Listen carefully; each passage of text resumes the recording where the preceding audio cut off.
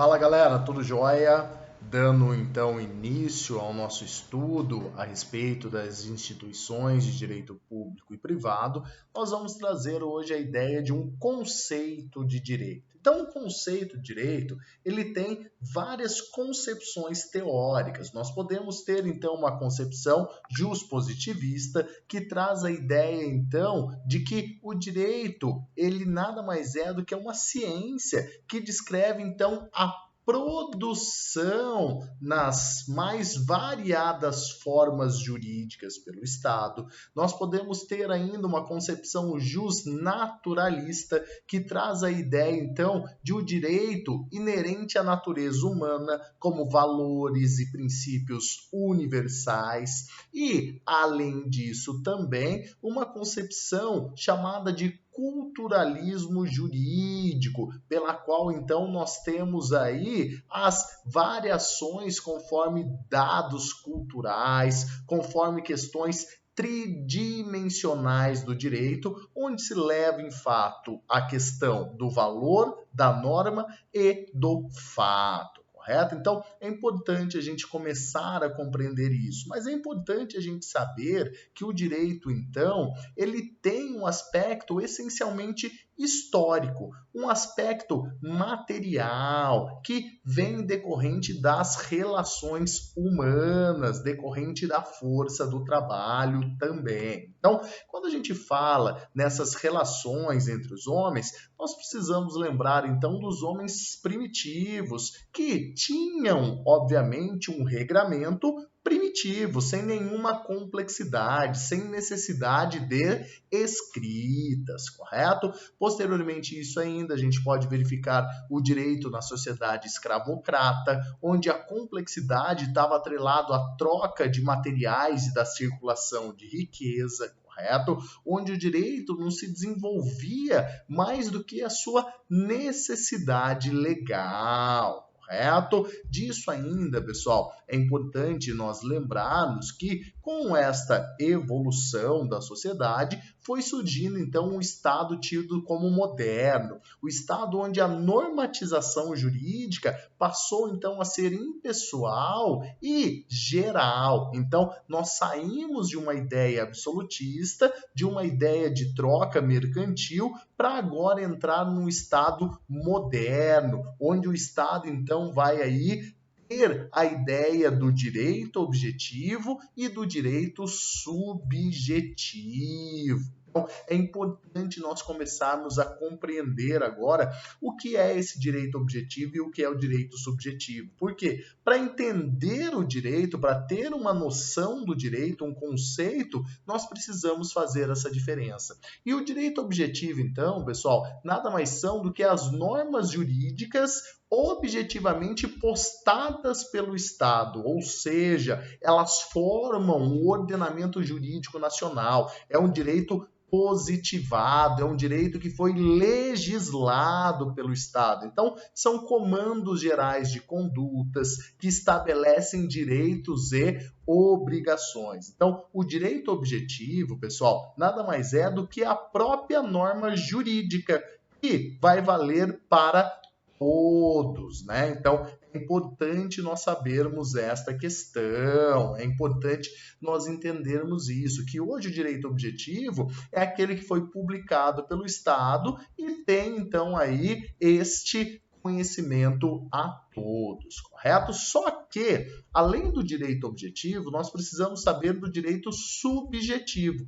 E o direito subjetivo, então, é diferente. Por quê? Porque aqui a gente diz que se trata do direito da pessoa exercitá-lo ou não. Então, nós temos aqui, pessoal, que existe, então, a faculdade de escolha, ou seja, o direito subjetivo é justamente a possibilidade da pessoa querer ou não exercer aquilo que foi lesado ou que não está sendo cumprido. Então, é importante nós trazermos esta ideia, ou seja, esse descumprimento do direito objetivo por um dos sujeitos gera, então, aí o nascimento do direito subjetivo para o outro, correto? Então, é importante nós conseguirmos diferenciar, é importante nós conseguirmos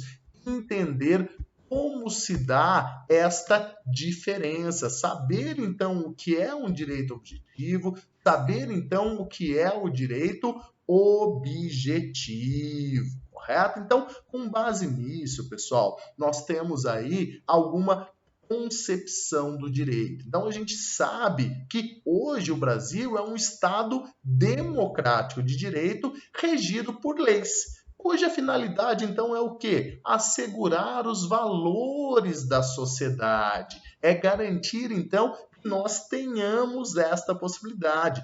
Tanto que é de suma importância, pessoal, vocês terem conhecimento do preâmbulo da Constituição Federal, que é a lei maior, que é a nossa Carta Magna, que diz o seguinte: nós, representantes do povo brasileiro, reunidos em Assembleia Nacional Constituinte para instituir um Estado democrático destinado a assegurar o exercício dos direitos sociais individuais, a liberdade, a segurança, o bem-estar, o desenvolvimento, a igualdade e a justiça como valores supremos de uma sociedade fraterna, pluralista e sem preconceitos, fundados na harmonia social e comprometida na ordem interna e internacional, com a solução pacífica de controvérsias, promulgamos sobre a proteção de Deus a Constituição da República Federativa do Brasil. Então, olha que bonito o nosso preâmbulo constitucional, trazendo então este alicerce, né? Então a gente sabe que a sociedade brasileira ela é governada e conduzida por leis que têm que ser cumpridas, né? E essas leis fazem parte de um grande ordenamento jurídico. Então, o direito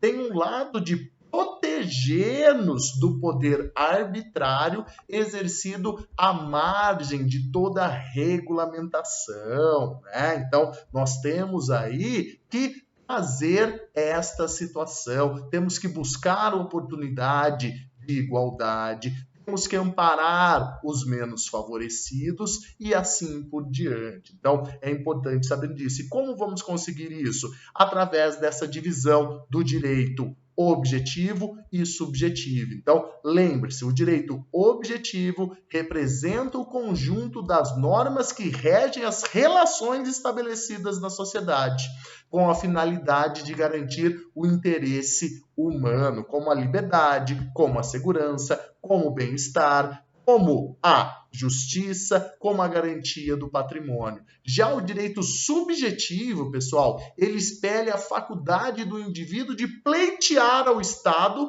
qualquer direito que ele considere seu, ou seja, ele vai buscar realizar os seus interesses. Então, aqui é de suma importância que nós tenhamos aí esta visualização. Por quê? Porque hoje em dia, pessoal, não é concebível na questão moderna que nós tenhamos uma sociedade que dispense o direito. Então, esse direito, ele é entendido como um conjunto de normas para reger estas relações. E nessa perspectiva, é importante a gente falar que esse direito no mundo ocidental, ele vem para nós baseado em dois sistemas, o civil law e o common law. O civil law, então, é aquele direito codificado, correto? Enquanto o common law é um direito consuetudinário. O que significa isso, pessoal? Significa que nós temos dois grandes sistemas, um pautado em códigos e outro pautados nos costumes. O Brasil adotou, então, a forma do civil law, ou seja, nós temos o Código Civil, nós temos o Código Penal, nós temos o Código Tributário Nacional, entre outros. Já o direito consuetudinário, ele fundamenta-se nos costumes. Então, a maioria dos filmes, pessoal, que vocês veem aí, norte-americanos, eles são baseados nessa questão, diferentemente do nosso direito, que é baseado nos códigos, correto? Então, quando a gente fala aí do Brasil, nós temos que saber que foi adotado o Civil Law. Já quando falamos Estados Unidos, Grã-Bretanha, Austrália, nós temos aí um direito baseado aí nos costumes, o Common Law. Então, com base nisso, nós temos uma noção inicial do que vem a ser o direito. Um grande abraço.